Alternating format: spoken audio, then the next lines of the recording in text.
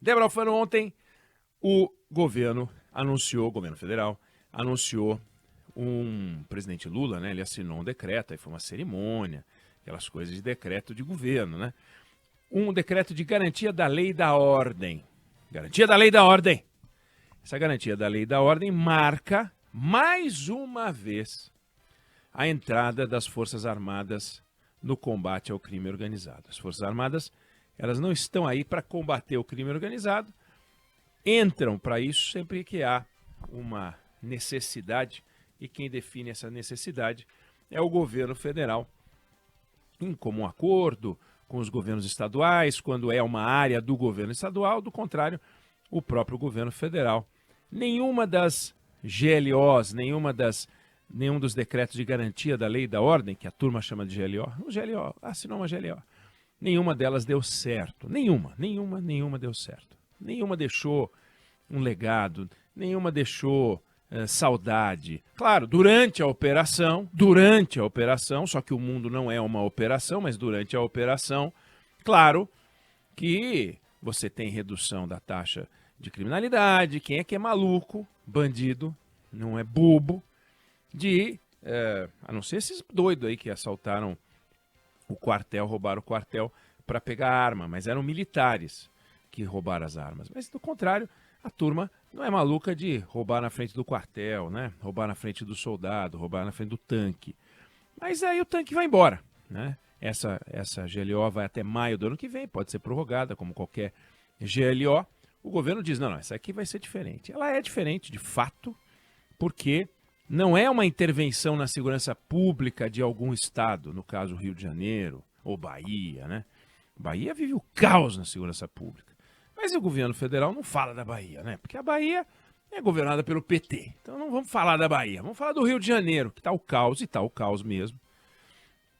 E dessa vez o que vão fazer é uma tentativa, fazer o seguinte. A Marinha, que é da água, vai cuidar de porto. Então pega o porto de Itaguaí, pega o porto de Santos e lá vão cuidar. A Aeronáutica, que é do ar, cuida dos aeroportos. Galeão, Guarulhos. E o Exército, que é da terra, cuida de patrulhar as fronteiras, né? O Exército e a Aeronáutica vão atuar na fronteira do Paraná, Mato Grosso do Sul. Aí vai ter uma ampliação da atuação na Baía da Guanabara, Sepetiba, acesso ao Porto de Santos, Itaipu, Lago de Itaipu. E a lógica é, vamos tentar dar um sufoco para evitar que a droga entre pelas fronteiras e para que a droga seja mandada para fora pelos aeroportos, pelos portos. Como lógica, a droga entra por um canto, sai por outro, vamos tentar fiscalizar mais os lugares por onde ela entra e sai. Quem olha fala, pô, legal. É uma operação. Segundo o ministro da Justiça, Flávio Dino, 3.700 homens vão ser mobilizados. E o trabalho começa na semana que vem. A Constituição, ela garante ao presidente essa convocação das Forças Armadas quando entende que as forças de segurança, ou entende que a estrutura atual em vigor de segurança não é suficiente para dar conta do recado. Pode não ser suficiente porque falta gente, pode não ser suficiente porque está desorganizado. No caso do Brasil, nós vamos conversar um pouquinho sobre isso. Com a GLO, as Forças Armadas podem revistar, podem prender, podem fazer tudo do que é o clássico do policiamento. E é evidente, as pessoas não aguentam mais a criminalidade. A criminalidade no Brasil é uma epidemia, é uma coisa enlouquecida. Mata-se por tudo, mata-se por qualquer motivo. Boa parte do crime é produzido pelo crime organizado, boa parte dos homicídios, boa parte dos assaltos e boa parte também do crime desorganizado. Então tem de tudo. E a gente, obviamente, torce para os mocinhos para que vençam os bandidos. Não tem como a gente falar, não vamos fazer nada. Não, tem que fazer. Só que quando a gente vê o que os bandidos conquistaram de território, o que os bandidos controlam de território, eu me refiro à milícia, me refiro a Comando Vermelho, para falar de Rio de Janeiro. E quando a gente vê para que os militares foram escalados nessa GLO, a chance de dar certo, ou seja, dos mocinhos vencer os bandidos, que é o que a gente quer, é muito baixa. É muito baixa. E a chance dessa GLO, quando terminar, dar em nada, é muito grande. E vamos torcer para que o governo surpreenda. Né? Governos raramente surpreendem para o bem, né? Surpreende para o mal. Diz que vai fazer uma coisa, não consegue, promete entregar uma obra, ela não fica pronta. Então, é difícil você ter uma surpresa positiva, né, vindo do governo. O governo é aquele clássico, né, de onde você menos espera que venha alguma coisa, é de lá que não vem nada. E de governo é de onde você menos espera que venha alguma coisa, em geral realmente não vem nada. O governo está prometendo que dessa vez vem. Né? A gente tem que ter uma noção de que quando a gente fala de efetivo, e eles estão falando que vão colocar quase 4 mil homens, 3.700 homens, você tem que dividir isso por 4. Porque não ficam todos trabalhando 24 horas por dia, 7 dias na semana. Não é assim que funciona. Então, tem escala. Então, você vai ter menos de 1.000 trabalhando simultaneamente. E os outros descansando para poder render os que estão trabalhando. Na fronteira estão falando em colocar 2.000, ou seja, 500 caras trabalhando simultaneamente. E com isso, a gente tem que ver. Vai sufocar a entrada de droga no Brasil?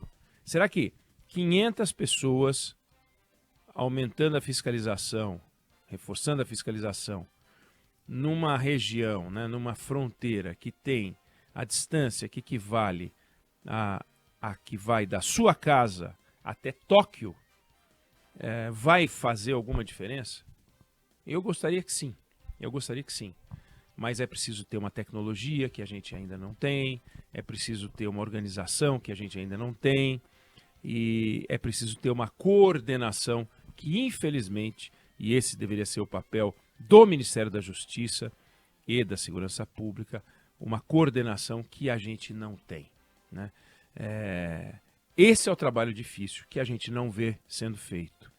As milícias no Rio de Janeiro, por exemplo, elas controlam um território na Grande Rio que passa de 3 milhões e meio de pessoas. Os traficantes, os comandos vermelhos da vida, controlam outros 3 milhões. Ou seja, um território onde vivem mais 3 milhões de pessoas. Será mesmo que os traficantes vão sentir o baque?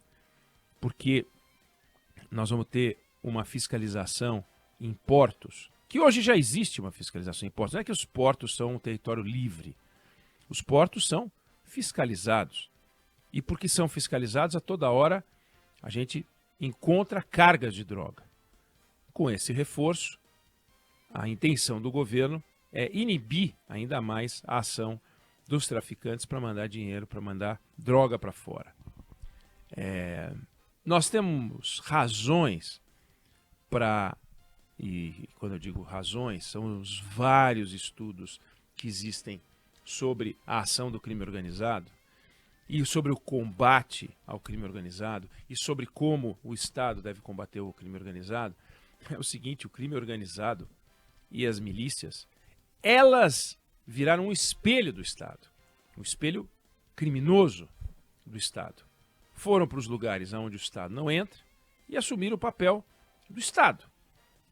Fazem as leis, fazem as regras, organizam, cobram pelo lixo, cobram pela luz, cobram pela água, cobram por serviços como televisão a cabo, internet, cobram por tudo. Cobram para a saúde, cobram para consulta, cobram para tudo, tudo. Então o crime organizado controla os serviços públicos e os serviços não públicos, leva educação, ordem pública, segurança, saúde. A criminalidade ocupou esses espaços. O Estado só tem uma chance de vencer essa batalha, que é reocupando esses estados. Todas as experiências bem-sucedidas vão no sentido de você ocupar e levar ordem. É assim em tudo. Ocupar e levar ordem. E uma política de segurança pública é como uma política de educação, uma política de saúde. Não é uma ação tópica que vai resolver. Operações não resolvem. Por exemplo, você tem o Corpo de Bombeiros. O Corpo de Bombeiros nunca vai ser suficiente se uma cidade inteira estiver pegando fogo. Não vai ser suficiente. Não adianta.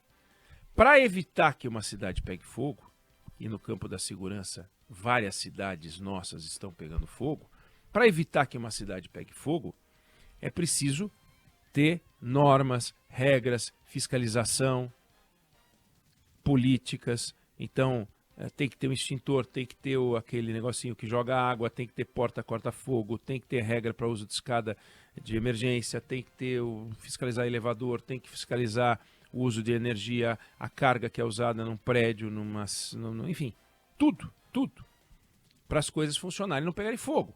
Isso vale para a eletricidade, vale para o gás, vale para o armazenamento de produtos que são inflamáveis, vale para tudo, tem regra. São regras. E essas regras só são seguidas quando há fiscalização. Isso vale para o combate ao fogo e vale para a educação também. Regras. Como funciona, quantos professores, quantas escolas, quantos alunos por sala, quantas provas por ano, quantas disciplinas tem que estudar, o que fazer quando um aluno atua de forma indisciplinada. E a gente vê como é difícil.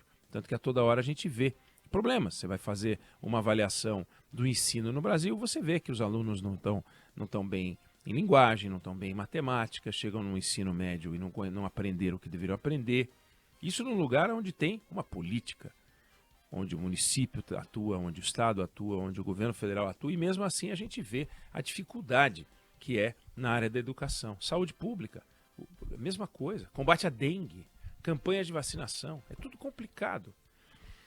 Aí a gente vai na segurança pública e é o terreno aberto para demagogia.